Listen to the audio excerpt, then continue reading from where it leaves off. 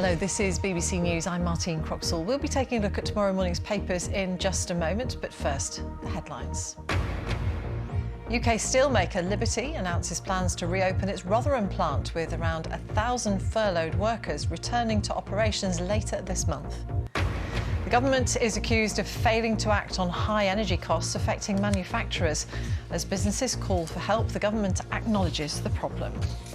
Senior medical figures are urging people eligible for a flu jab to take up the offer, with fears that increased levels of the virus will be circulating alongside COVID-19.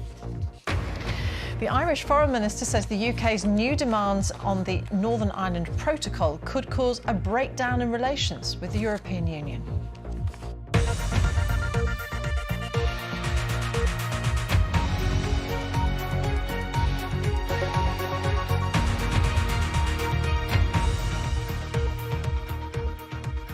Hello and welcome to our look ahead to what the papers will be bringing us tomorrow. With us, Lizzie Buchan, Chief Political Correspondent at the Daily Mirror, and Henry Zeffman, Chief Political Correspondent at The Times. Welcome to you both. Tomorrow's front pages then. Let's start with the Metro, which splashes on the war of words between the Business Secretary and the Chancellor over extra support for industry during the energy crisis. The Telegraph goes with the same story, describing how Kwasi Kwarteng was slapped down by the Treasury, with one Number 11 source saying that this was not the first time the Secretary of State for Business has made things up in interviews.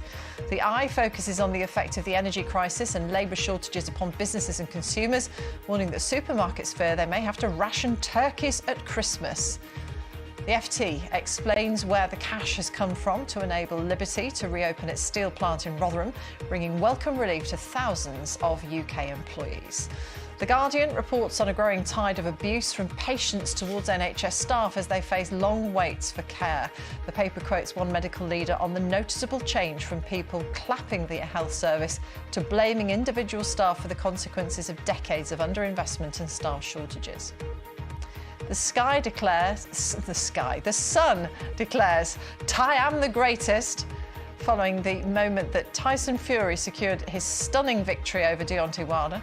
The Star goes with a typically measured and reasoned warning of bad weather. That might not feature, funnily enough. Let's start with the Metro and this war of words, as it's being called. Oh, we do like a sort of over-egg things, don't we? Henry, look who's not talking. This is the Business Secretary and the Treasury, the Chancellor, somewhat at odds over whether they are going to intervene and what they're going to do about the energy crisis. It's even weirder than that, Martine. There are odds over whether they are talking about whether they should intervene. It's a really, really peculiar story, this. In fact, it's been a very peculiar day trying to report what on earth is going on here. Kwasi Kwarteng, the Business Secretary, did the morning media round, interviews on various different outlets about the problems that different factories and industries are having with the surging energy prices. And he said that he and the Chancellor were looking together at possible ways they might be able to help. And very quickly, in fact, at such a point that Kwasi Kwarteng hadn't even finished his round of interviews yet, came word from the Treasury that said, "Oh, no, you're not. We've not actually been talking about this at all." Really strange, really unusual slapdown. And it's produced a series of bad headlines for the government because, well, what else would they expect? I'm just going to explain, Henry, that Lizzie can't hear us at the moment. She can only hear our colleagues in the gallery. So we'll hopefully establish contact with her. Until then, it's all on you. Like the old days when we only used to have one guest. I'm glad you're laughing and you're not running for the hills. So the problem here is the government needs to be speaking with, one voice. And businesses and consumers, for that matter, want to know what the government is doing. I mean, they'd rather believe Kwasi Kwarteng, wouldn't they? Yeah, they absolutely would, because Kwasi Kwarteng was saying, we are thinking about what more we can do. And let's be clear, if you listen to businesses, and it's not all businesses, it's sort of energy-intensive businesses, so chemicals, steel, paper, ceramics, businesses basically have factories in which need a lot of energy to do their work. And they are saying they need this situation to change within weeks, if not days. Otherwise, they might end up having to halt production. So it's quite serious if the government isn't even able to say whether they are considering how they might help, let alone what they are considering they might do. So that's the sort of substantive problem for business. Then there's just the weird, I mean, it's a second order problem. It's not as important for people's lives and people's businesses. But there is just this very weird question of what on earth has been going on between the Treasury and the business department. I was speaking to Treasury sources today who were saying, look, it's simple. It was just a matter of correcting the record.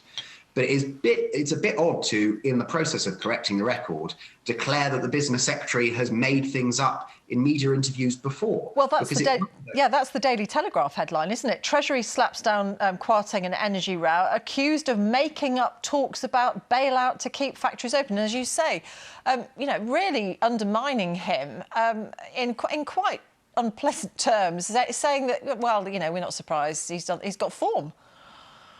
Yeah, and I asked Treasury sources, OK, well, what is the form? Because no examples sprang to my mind. I suppose I wouldn't necessarily know because the government doesn't always come out and accuse their own ministers of making things up. And I didn't get an answer, so I kind of don't know. But the tone of the rebuke from the Treasury does rather suggest that there have been all sorts of examples that have irked them before. But I can't tell you what they are. But also, I mean, I think this is very unusual in Boris Johnson's government. If this had happened in late 2018 in Theresa May's government, when ministers... Hi there, can you hear me? This is the BBC. ...disagreeing with each other left, right and centre, I wouldn't have been so surprised. But the fact that it's happening now is really very odd indeed. Yeah, I mean, what does it tell you about what's going on in government that they're allowing this to become public? Well, I think it probably says something a little bit about Rishi Sunak, the Chancellor. Excellent. OK, I'm going to pick Rishi Sunak has only had a very smooth run. And I know that sounds weird for a Chancellor who became Chancellor just before an unprecedented pandemic and unprecedented, therefore, financial emergency. But actually, some of Rishi Sunak's critics would say, well, the furlough scheme has been relatively straightforward for him. He's basically been handing money to people. The state has basically been paying people's wages. But now a lot of the difficult decisions are starting to bite. We've got a budget coming up towards the end of this month, a spending review, and every department in government thinks that it has the most pressing, the most urgent needs of him. And Rishi Sunak is having to make some very difficult decisions. So I do wonder whether a part of this is frustration, that as he grapples with very difficult decisions, yet another difficult decision has come out of nowhere. And he feels like the business secretary kind of blindsided him by going on TV this morning and saying that the Chancellor was going to be helping. Let me just explain what's going on. You might have heard a few voices breaking through there. That's the gallery trying to contact Lizzie. I think she's with us. Lizzie, have you joined us now? I think so. Can you hear me? Oh, we can. What a relief. Sorry, I'm late. No, it's not your fault. It's just, one of those things. We're kind of used to it. And Henry's done a fantastic job of just, keeping talking. Yes, it's Lizzie's turn now. Are you poised, Lizzie?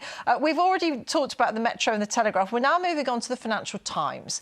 The headline is Gupta buys time with fresh £50 million cash injection for UK steel plants. This is the story, isn't it, Lizzie, that's broken this evening, where Liberty, the third biggest steel maker in the country, are to reopen the Rotherham plant, much to the relief, I guess, of about 1,000 workers. Yeah, that's right. So there's been sort of clouds of uncertainty hanging over thousands of workers' jobs for quite a long time now, since the collapse of Greensill Capital back in March, which obviously viewers may remember because of David Cameron, former Conservative Prime Minister David Cameron's involvement with that firm.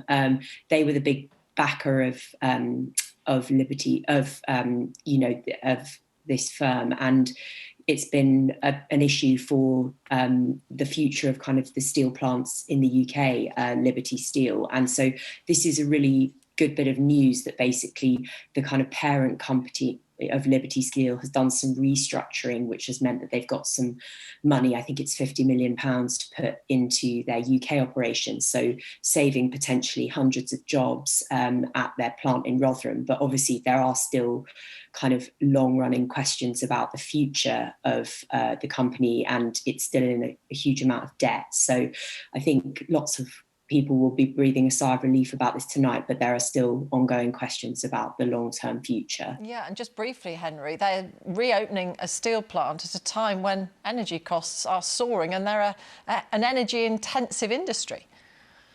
Yeah, and actually, speaking to government today, steel is one of the two industries, chemicals being the other, that they are most immediately worried about.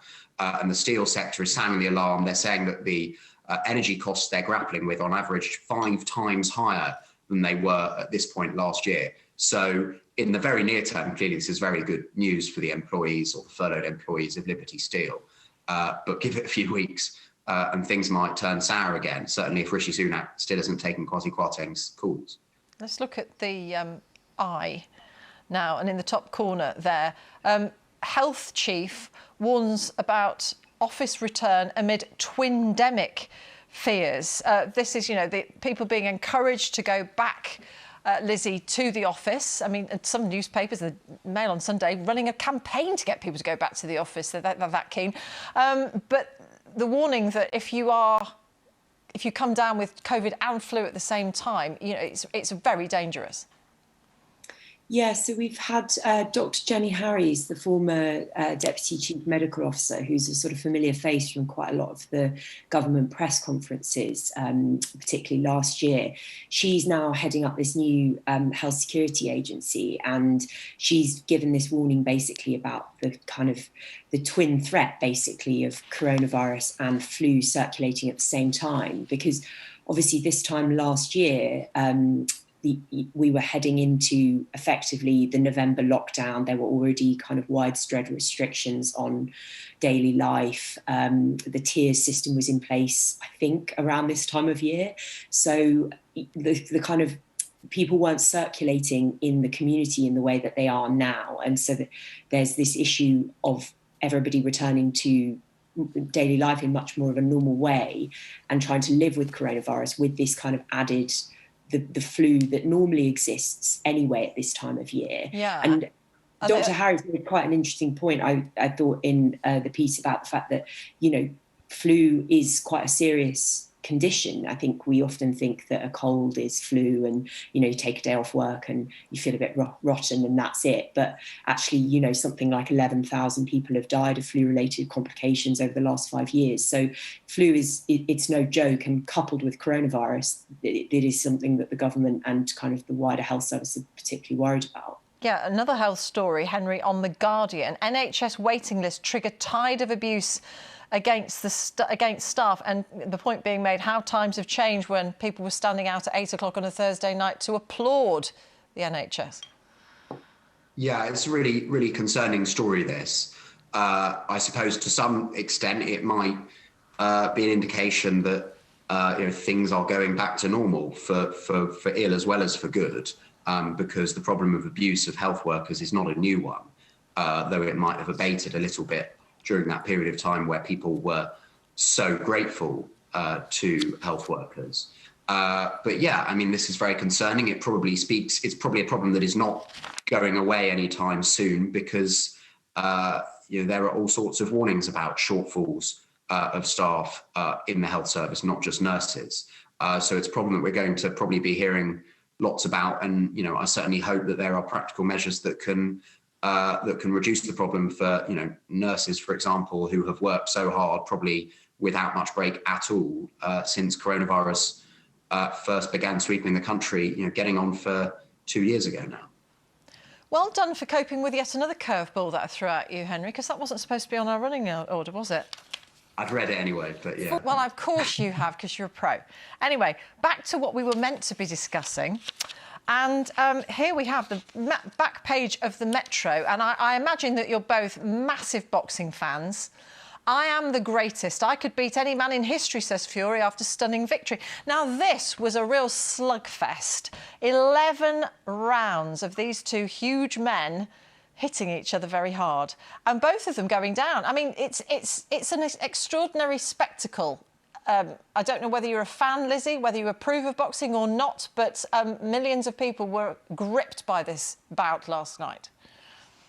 Yeah, I mean, I'm not normally a huge boxing fan, but it was quite a spectacle, as you say. And I mean, I think one of the things I found quite entertaining in the papers is that obviously they've gone round for round and absolutely pummeled each other. And then Tyson Fury went on a huge night out afterwards to celebrate his sort of great victory, which I think is absolutely within the spirit of somebody who's, you know, declaring themselves the greatest of all time. So I very much endorse that. Well, this is the headline that you immediately think of Muhammad Ali, don't you, Henry? This was his catchphrase.